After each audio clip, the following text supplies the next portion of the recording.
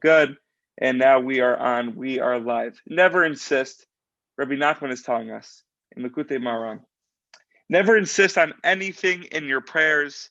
Ask for what you want as a request. If God grants it, he will grant it. And if not, then not. So, what's interesting here? Rabbi Nachman is saying, don't demand it, insist it. And on top of that, sort of like what Ashi pointed out yesterday, if you want to get the full response, get the full idea, then you could look at the video from yesterday. But Ashi said that our prayers are always answered, right? It's just from our perspective whether Hashem fulfilled it in that moment or he's going to fulfill it later in life, right? But it's always a yes. It's just Hashem's plan. And Hashem's plan might not be our vision and what we envision ourselves and what we want for other people, right? So Rabbi Nachman is saying here, if God grants it, he will grant it, and if not, then not. Interesting.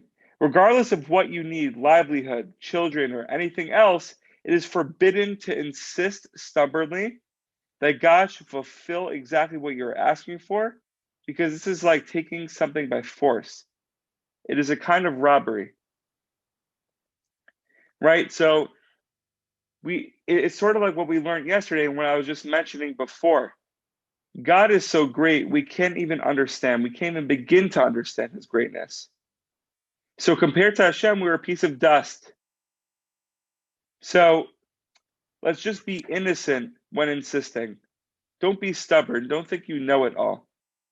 Just pray and entreat God for kindness and mercy. At the end of the day, we should be pure when it comes to insisting. We shouldn't be stubborn, because if we're stubborn, it's like a robbery. It's like we're forcing Hashem to give us what we want and exactly what we want. So be pure. Be pure when insisting. Mir to Hashem, guys. I don't know if that made sense. Questions, comments, disagreements, feel free.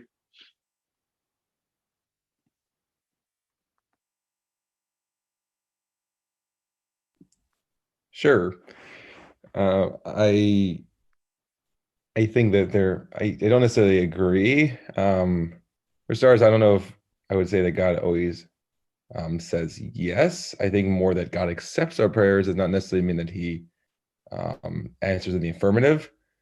But even more so, and I think this is something that I thought of yesterday after, that there is a connection between Rabbi Nachman's or the his talk, talk about boldness and talking God in your. We talked back a couple of weeks ago. We spoke about talking to God in your own words, and that very much resembles the biblical model of prayer. Take Avraham or take Hannah, and especially in the Gemara where it talks about the origin of prayer.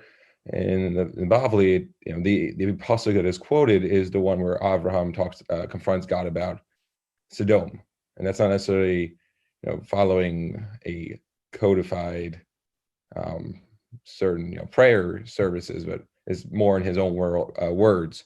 And the Carbona were more or less the times, and that's sort of how it's been institutionalized. But I think if you look at those two characters, which I think this deviates a little bit, that it was spontaneous, it was personal, but Abraham, in a sense, protests God. Chana in her prayer, actually, the Gemara brings down that she's like, God, if you don't do this to me, I'm going to do A, B, C, D, and you're going to force your hand, and that you're going to I'm starting to have a child. Moshe protests God. Amos, Yeshayahu, there are multiple cases where, in the sense of prayer, there is a sense of demand or insistence. I don't think it means that it's necessarily that God needs to force him, but I think even as a child, it's like, look, like, I need some help here.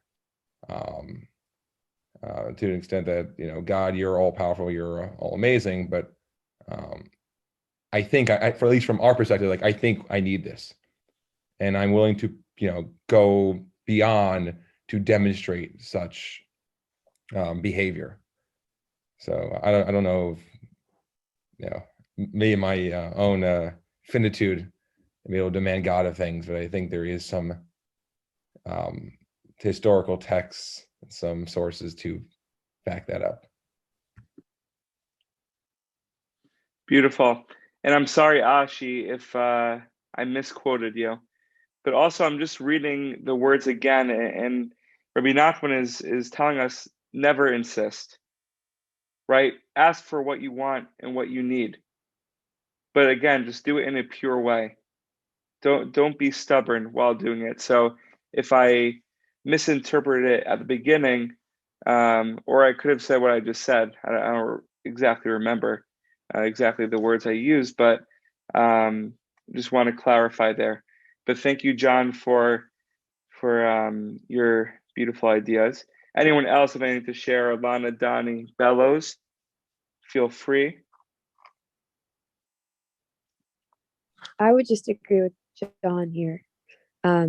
Like I think it's a good quality to be like insistent on something, but of course with respect. But I do think that we could be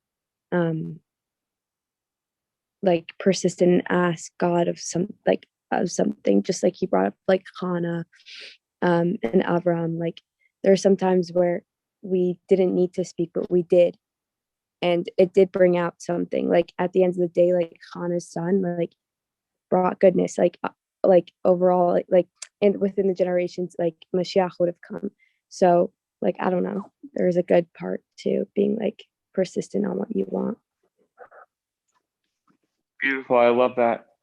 I don't know what like the answer is at all, but I think this question really ties into like the whole like Avinu Malkeinu aspect that like, yeah, like he is our father and like we can ask him for whatever, but he's also the king. Like we have to do it in a certain way, you know? Also, beautiful idea. Beautiful idea.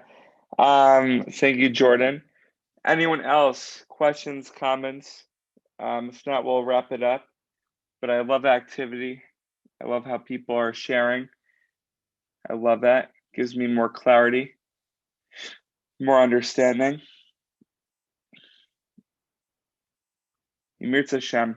All right, Chavra, thank you so much for coming on. I wish nothing but health, happiness, and success, whether you're in Herzliya, whether you're in Stern, whether you're in your apartment in Jerusalem, or whether you're in Florida. Gewalt. Ymirtz Hashem, we should continue tomorrow, and you guys should just be well and be besimcha and never insist and be persistent, as John and Alana beautifully said. Ymirtz Hashem, guys. Continue tomorrow.